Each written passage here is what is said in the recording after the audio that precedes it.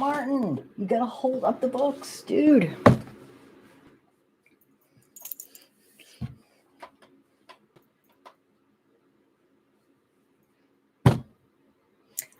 Okay. So I just had a I'm here today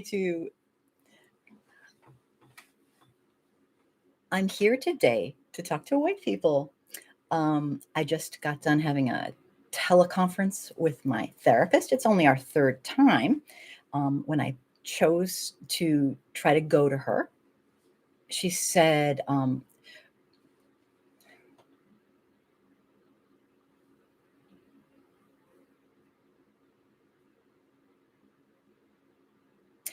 I just had a very white person moment that I want to share for educational purposes.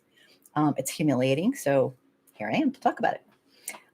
I just got off of a teleconference with, video chat with my new therapist because I'm trying to get a therapist. I'm older now and I want to work through some issues. And when I was picking a therapist, I knew I had to find somebody who understood systemic racism and cultural competency because you know what? I'm white. I can't take it. I can't go there. So, I mean, it was a really hard search, especially in the COVID timeframe that we're in. And I finally found somebody. I thought I did. I wasn't sure. And she mentioned in our initial consult that she was biracial, but then she didn't say anything else about it. So I thought, oh, well, she'll get all this stuff. And she said, oh, she has 2 kids from, oh God, did she say Zimbabwe? Some an African nation. It made it crystal clear that she gets this stuff. So I forgot all about that. And, months and months later, I got into her practice. So today, talk about foot in mouth. If you're a white person and you're trying to learn anti-racism, there's a continuum and we're all on it somewhere. There's real low levels and there's higher and higher and higher and higher. And it's a lifetime commitment.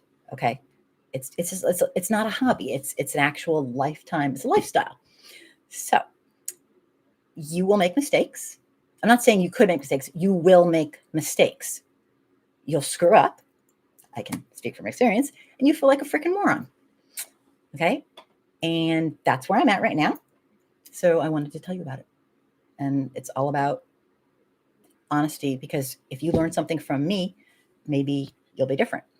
So I'm chatting with my therapist and I'm talking about, some of she really doesn't know me. So I'm trying to get her to get to know me. And I'm trying to talk to her about some of the devastation I felt being kicked off with no recourse and no warning from these giant social media platforms. Okay, so I'm telling her a little bit about that. And she doesn't know anything about, I can tell she doesn't know a thing about social media at all, which is fine. I mean, she's just, she's one of those people who just isn't into it. So I'm trying to explain to her about the algorithms and how they, monetization and how they can just do whatever they want. They, they need to be broken up, and they need, because they're way too powerful. How 40% of people go on Facebook for their news, medical information, religious information. And there is, up until very recently, there's no guarantee that it's even true. And even now, who knows, So anyway, I tried to explain all this stuff to her. And so she never hinted at all. She never went back to anything like that. She seemed like she really didn't know what I was talking about. And she acted kind of, I don't know, like she had no clue about anything with regards to multiculturalism or anything. So I was fine. I was like, well, I remembered she said she was she said she's biracial. And I remember she said that, but so here's my mistake. I'm just going to say it. She said that, but she looks completely white to me. Like she looks Anglo. So and not that I give a shit about what she looks like, because we all know there are people who pass. There are people who look like they could be this and they're that. I mean, that's just no duh. So I guess silly me got a little too comfortable. And I said to her, we got into the topic. I said, do you know what I'm talking about? When I was trying to explain something about racism, because she said all she told me was she was biracial, and I know biracial people who aren't. They're like, no, I'm white, So I didn't know. So here's my screw up, and it was a bad one, I guess. I don't know, but I learned from it. I learned to shut my mouth. No, I'm just kidding. I learned from it, and I want you to too.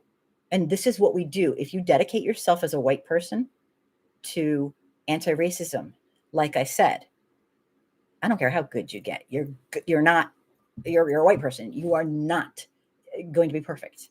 And you have to be able to accept that. And I think that's part of the reason people are so afraid to talk about racism, because, my God, we're going to make a mistake. Well, here's my mistake. So I don't know what happened, but I was talking to her and I said, because she just looked so white to me, I couldn't even imagine. So I said, do you pass as white? Is that right? And she goes, what? And she got really pissed. And I was like, oh shit. So I fucked up. I should have been more, I don't know what I should have done. Maybe you shouldn't have done. But anyway, I just wanted to share that with you. I asked her, she was mad at me and wanted to like never see me again. She was like, no. She goes, oh, it's just this again. And I'm like, I was just wondering, because I guess that was too personal. I don't know. But anyway, so whether it was a person walking down the street or whether it was a person who clearly looks one way and is another, I'm going to say that's not a good question to ask. Okay. I didn't know that.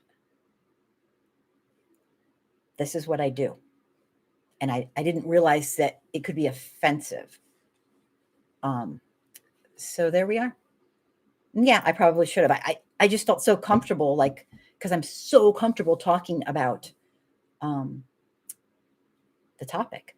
And we were in an intimate setting with one person, and she had told me she's and she just looked so white. Well, stupid me. Apparently she doesn't look so white to everybody else, I guess. I don't know. I made an assumption. I made an assumption that she was like one of those people who says, yes, I'm Native American. And they look completely like, I guess, Anglo-Saxon. I don't know. They look Caucasian. I don't even know how to say it. They look white. Okay. But they say, no, I'm Native. And what they're trying to say is like, they're 1/100th down some relative. I mean, and I'm not denying people's ethnicity. I'm just saying I'm so used to white people trying to get in on the I'm oppressed card that in the back of my mind, I guess I don't know, something. So I fucked up. And I am mortified. And I will live. I'll live. I'm not going to die. Not talking about systemic racism and allowing what is happening and has been happening since the beginning in our culture, people will die and their lives will be destroyed. So I'm here to today's video is to tell you about my mistake. So what do you think? I messed up big time. And I feel terrible, and I will learn from it. And I survived. And some of my brothers and sisters who are brown, Black, Indigenous, of mixed heritage, biracial, etc., will not. So we cannot choose our feelings over our fellow humans' lives. It's not right. So thanks for watching. If you feel like I do, that it is way past time for white America, another made-up term, to step up to the plate and take some racial responsibility. Please consider subscribing to any platform you wish, because I'm on almost, no, I'm just kidding. I'm being kicked off by the any second now. Please support me by sharing my videos and coming to my live shows, which are every Wednesday at 9 p.m. Eastern on my YouTube channel and on my Facebook page. Thanks for watching.